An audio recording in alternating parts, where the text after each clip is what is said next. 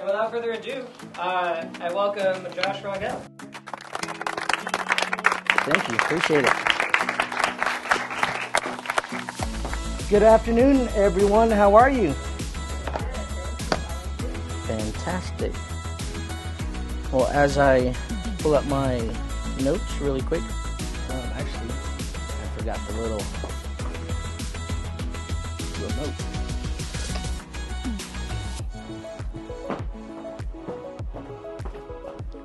Awesome. Well, again, I appreciate everyone coming out today. Of course, the university for having us. I understand everyone's time is valuable, but again, to be able to present in front of students, faculty, family, friends, of course, it's an honor. So certainly awesome time to be a part of not only American Clean Power Week, but Earth Month. And so with that, I'd like to start, of course, founded Rangel Renewables November of 2016. So the vision to leave a legacy, be a blessing. And so as I've been able to go throughout the entirety of Rangel Renewables, been able to do significant items in the industry. So very blessed, humbled, grateful for what we've been able to do. So I'll go ahead and give you a little bit of background of myself and how we've been able to get here, but then of course how it ties in with the sustainability for the United States as well as starting King Heavy Lift and how that works in tandem. So I started the business back in November of 2016. So as anyone, athletes, of course, you're the next Michael Jordan, the next, Kobe Bryant, as I would say. And then as you go into business with aspirations and high hopes, you start understanding what it takes to build and set goals and have items in line for yourself. So, of course, when you're talking to individuals from banks and telling them, hey, I have the latest and greatest idea. I'm going to build wind turbines across the country.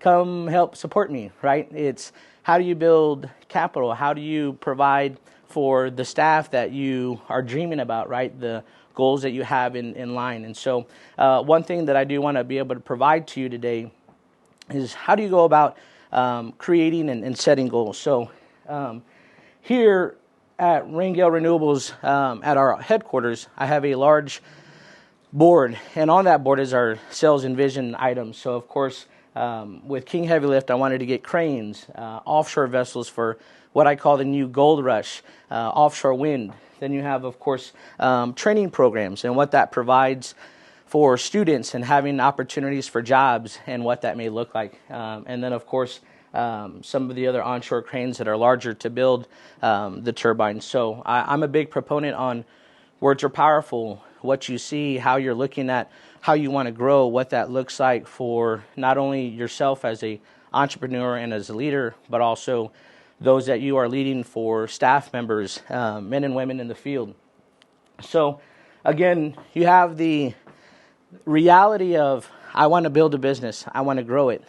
And then, as you all see on social media, hey, look at all those influencers, and they have boats and cars and Ferraris and Lamborghinis. And then you walk into the bank and you say, I have this multi-million-dollar idea. I need a little backing. And they say, you and the other 3 million influencers that want to do the same thing, right? So what differentiates yourself from one individual to the other? And I had to learn that the hard way. I went to countless banks in San Antonio pitching the same thing. Hey, I'm Josh Rangel, Rangel Renewables. We're going to be a global entity. We're going to be all across the country with projects in all kinds of states. Nice, Mr. Rangel. What does your revenue stream look like? What does your experience speak of? How many employees do you have? And again, you're speaking in front of these, higher individuals within the market. I have no staff. I have no projects. And I don't really have any money in the bank, but here's my dream, right? It goes back to I'm the Kobe. I'm the Tim Duncan of our era. What, again, differentiates yourself to be able to have those conversations at a very confident and high level to execute within our market. So having friends, families, brothers, sisters, don't afraid to ask for help, right? Thinking outside the box. How do I create something out of nothing? What does that look like for my future if I'm trying to leverage my position with a project, right? Back in 2016 when I started the business, I left a six-figure income to a very humbled beginning to, I love my mom and dad, but go back to live with my mom and dad, and you go, hey, I was nice, comfortable, continuing to get, my paycheck every other week. And then I go, I don't really have any more money and I got to try to figure this out, right? So we landed our first contract with CPS Energy. Fantastic. A lot of people ask, well, how did you do it? What did you go about, building wind turbines? My very humble beginnings. I was hooking up a tow behind with my dad's truck that I was borrowing because my truck got stolen, and I was switching out LED lights in parking lots. I didn't know what I was doing, but again, I was figuring it out. The end goal, I want to be on wind farm projects, but now I have a revenue stream that I can go to the banks and say, well, hey, again, I want to build a multi-million-dollar, billion-dollar business, but you got to start somewhere, right? So fast forward when individuals ask me, working backwards, what does the profit and revenue look like, right? If an individual has a certain level of financial freedom that they're wanting of themselves, I have to look at it and say, okay, we have a lawn and maintenance company. Well, if there's 300 other lawn and maintenance companies in San Antonio, what makes you different from them? If you have a pitch to go to CPS Energy and saying, I want to cut 1 million acres in San Antonio, what does that look like, right? Again, what is that differentiation from you and 300 other companies look like? So when you look from, I want to make $3 million, you have to look at the staff that you're going to have to employ, the insurances that are going to come with it, trucks. What does it look like when you have to float 60 to 98 or 90 days worth of income? Now it becomes a little different than, hey, I have this multi-million-dollar idea, but I also have to float $400,000 for the next 3 months. It can be a bit stressful, right? So again, setting goals, parameters of where the expectation is for delivery for your customers. Again, when you are asking different questions, my vision, again, leaving a legacy, being a blessing. I have no intention of selling my business, right? And in our industry, it can be very cutthroat where, hey, an equity firm with a lot of capital behind it says, well, I'll pump in $10 million, but we're going to sell your business in 3 years and you have no say-so. But we know you need it, but whether you like it or not, you have to still show face and tell your customers everything's going to stay the same. So again, it can be difficult in that notion, but been very blessed to continue the growth of the business. But my advice to those that are starting businesses, you have to kind of watch out for the equity firms when you are delivering your pitch. And then again, not everyone has your best interests at heart. So trust those that are closest to you. Again, niche markets. During 2013, when I started the business, I'm very keen on research and development. What does that look like? What are the market trends right now, right? You hear of crypto, digital currency. How much money do I want to put in? What am I comfortable allocating for certain revenue streams? And what does that look like? And so from that perspective, have to really be aware of what markets are going to thrive, what markets have high fluctuation, and how that can benefit your staff moving forward. Again, supply and demand and the market trends are very key in what we do throughout our industry. How does that tie in with the sustainability for where we're at today, right? We have Earth Month, American Clean Power. So I'm able to work with the largest owners, developers, engineering, procurement, construction companies within the country. As we are now regulated to have sustainable growth going into 2030, 80% of all renewable energy needs to basically come from a renewable source: wind, solar, hydro, geothermal. Then 5 years later, we basically have to be at 100%. But now with the Inflation Reduction Act, $369 billion is allocated for energy securities as well as climate changes. I don't know about you, but if they dropped $1 million on the floor, I'm going to say I found it. So we can continue to work in that aspect. But again, as you look at the market trends, we've been able to go from changing out LED lights in parking lots, and I was chasing. I would call my brother, I think I found another parking lot. They all look old. I'm calling TPS. We're going to go retrofit them. To then identifying residential solar, 103, 105 degree weather. I have some of my staff here, and we're going to go door knocking. Hey guys, this is what CPS Energy is doing. This is how we're doing it. Let me help you. Then it goes into Sunday, one Sunday during summertime. It's about 102 degrees. I just left church, and we're doing a LED retrofit. I had a bunch of old solar wiring and all kinds of stuff in the back of my truck.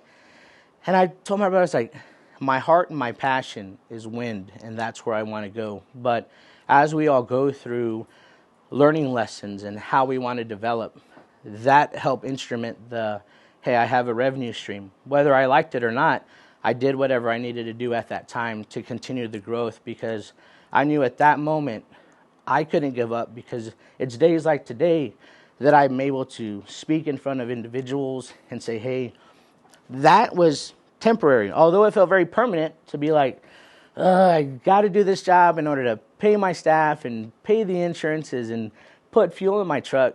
But now to stand here today and say, these are the things that we've been able to do, it's been a pleasure. From the first time that I pulled up to a light pole trying to figure out what I was doing, and this thing was shaking like 5 feet one way, 5 feet the other, I'm like, help me, Lord, that we've been able to employ over 255 individuals throughout the last 3 years when we really started having an uptick has been fantastic. So very blessed. Again, it's been an awesome and amazing ride for what we've been able to accomplish. But in doing so, it goes back to we've been able to land large contracts with some of the largest owners and developers. Seeing the market trends, right? You go to one company and they say, hey, we like what you're doing. You're giving us all the stuff that we would like, but we need a little more. So again, as we identified winning more projects, that's truly where King Heavy Lift came into play. Now providing a full turnkey provision. So in the past, it's manpower, tools, trucks, equipment, some of the smaller items on site that we can utilize to then say, we already run the crane. I might as well own the crane, but I got to get creative with it. So again, I always operate in transparency. I'm now at that point that says, I put in the time and the effort, and my staff, men and women in the field and in the back office, have done a tremendous job to get us to this point to then say, now we can get cranes and have the options for bigger projects for what the U.S. and federal government are trying to do today in the industry. So with that, I'm going to show you a little clip of what we do pretty much every day in our business.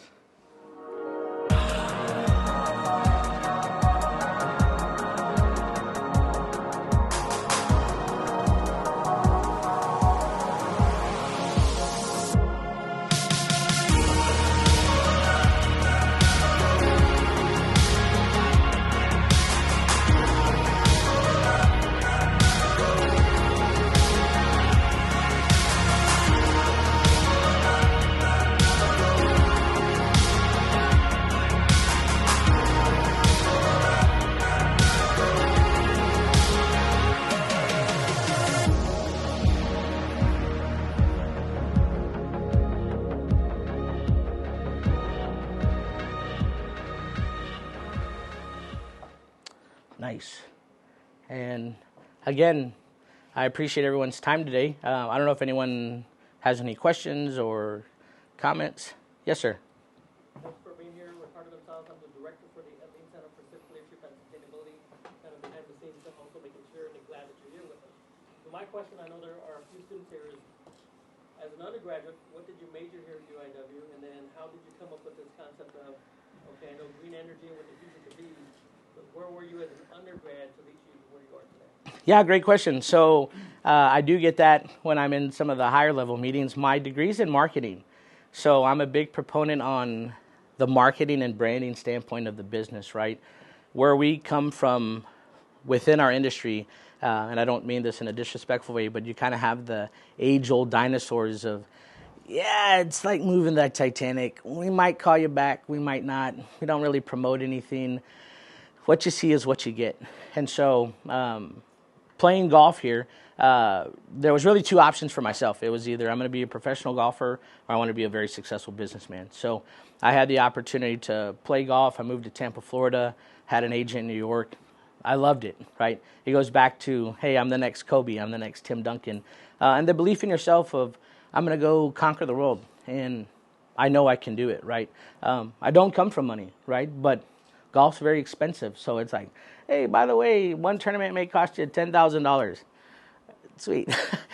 So it kind of changes your perspective in that realm of wanting to go so far, but then only able to go to a certain level. And so it was at that point that I was 26 and, getting out of a relationship. I was like, all right, well, I got a lot of plaques and a lot of trophies, but certainly want to go and see what the world has to offer with my degree. So funny enough, I went and moved. I had done an internship in Michigan. So I was like, yes. And of course, I got in with all the human resource individuals, and I gave the husbands and wives golf lessons. So really giving myself options as a plan B. Funny enough, I gave her a call. She was like, actually, your internship would really align with one of these jobs here in Houston. So moved to Houston, of course, new city. You're excited. I'm going to go get it. 2 weeks later, Google, I'm waking up. It's like, this company is sold. And then I was like, fantastic. So I show up, and my old boss at the time, she's like, nothing's going to change. You're fine. If you have any questions, let me know. And then all these layoffs, and like, congratulations, you get 5 other people's jobs, but still going to get paid the same. Go get them. So that really changed my perspective, because it was at that time that oil and gas was fluctuating. But again, I was big on research and development and what that looked like. And so I had joined in on an energy company, and through my findings, I was like, renewables was going this way, vertical, and it's like, all right, well, here's natural gas and oil and gas, and how does that affect what you're trying to do, right? And so it's like, well, now I'm 26 and I want to try to start making some cash. I don't want to be living, if I make money at a golf tournament or not. And so by doing so, I had pitched to them, letting them know I'm open to, doing renewables, and let me go after it, and trying to figure it all out. Well, they hired me as a power and nuclear consultant. I didn't know what I was doing. I was like, sure. They were like commissioning, basically energizing large power grids to like ERCOT. So like, yeah, just let them know that we're going to commission this power plant in Meridian, Mississippi. And I'm like, kind of don't know what I'm going to say, but hey, Mr. Executive, Josh Rangel, and we're going to get your power supply up and running, commissioned. Like, fantastic. Let us know where you sign. That took me about a year to really process and understand power. And we were building an integrated gasification combined cycle. Sounds super complex, but the monetary cash associated to it was far beyond their budget. But I got to learn, and I'm a big proponent for myself. I love being in the field.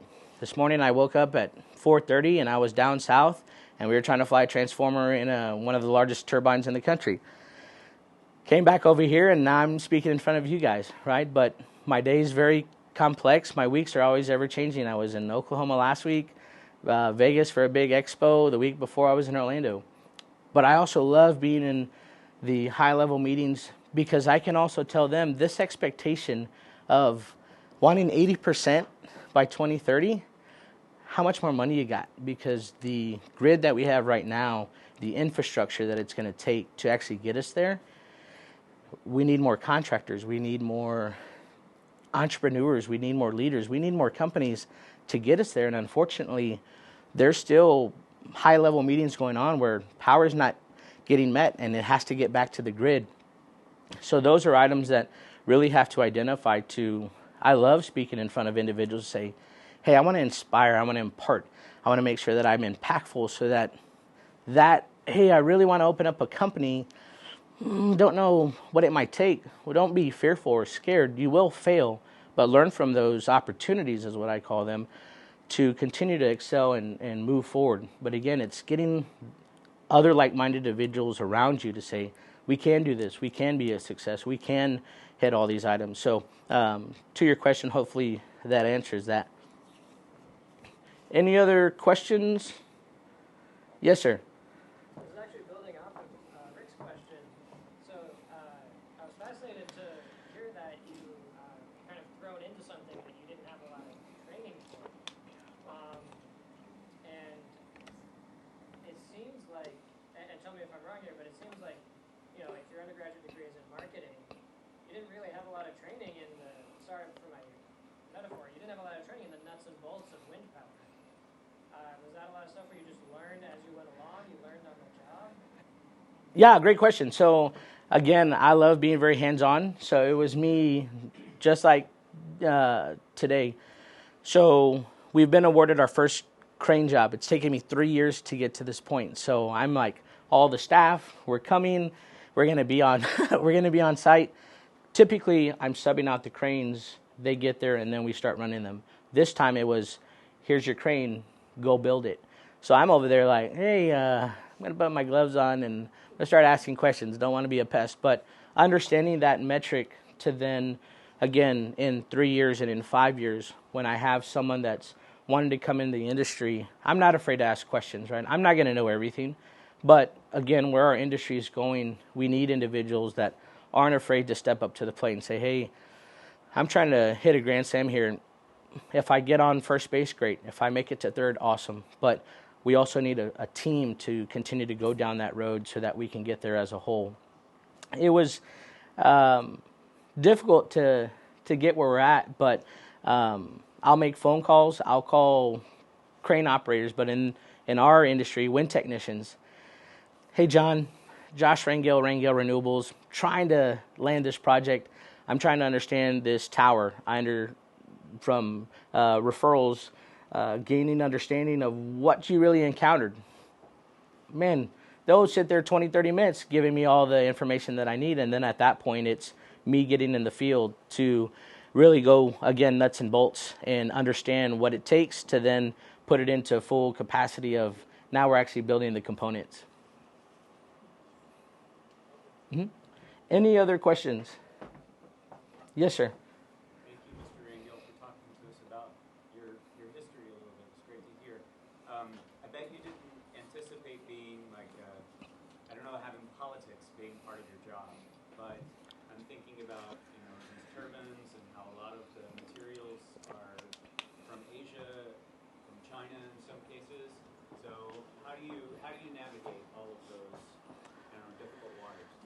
So that's a very impactful question because I get that all the time, right? I am a minority business enterprise. I'm the first Hispanic-owned company in the country. So I walk into rooms and there's a lot of high-level executives. The only thing that they're worried about, right, most of the time is the bottom line. What does that look like? How is it affecting the business, right? And it goes back to all very budgetary items. Big proponent for American-made components. But unfortunately, prime example, offshore wind. Here's a point where 80% of the contracts signed run the European market. Individuals from Denmark that are now close friends of mine chalking up, hey, this is what we're going to do, this is how we're going to do it. The permits, the logistics of how we're going to move not only cranes but components. We already have our first 2 offshore bids, and again, super excited. Not being in the political game, but I also know proponent to wanting to continue positive change. Again, words are powerful. I tell my staff, one day I could see myself as energy, Secretary of Energy for the U.S. How phenomenal would that be, coming from San Antonio, Texas, to then, hey, we can navigate how we're going to do things and what we're going to do. With Biden being in office and providing that Inflation Reduction Act and the cash that's going to come with it, right? Now a lot of owners that were like, let's hang tight, let's not allocate any cash. Now it's like, all right, well, let's go develop the land that new technology prior, turbines that couldn't spin due to the wind per capita, we can now develop. We can now hire civil companies to test and put together items to then say, hey, this project can provide 50 megawatts of wind in this general vicinity, or 20 megawatts of solar in this general vicinity, and how that can produce, again, long-term for what 2030 is going to encompass. But having those federal regulations, then it comes down to, now we're talking to the owners, developers, construction companies. Then it comes to we're considered an independent service provider to say, hey guys, by the way, realistically, you guys can build about 7 farms this year, but we're going to allocate you for 20. Go get them, Tiger Knight. Great. With what manpower, what cranes? So it goes back to your question, how do you go develop something that's never been done before, right? So with our training program, I'm a big advocate that the industry is getting too expensive. I need 15 individuals on site in a week, but training's close to $7,000. I'm not going to do something that I'm not asking my staff to do. So if they got to go spend $7,000, how do I decrease that? How do I make it as cheap as possible with the best quality? So thinking outside the box, working with universities, having corporate arms to say, now you have an allocated amount of cash for trades.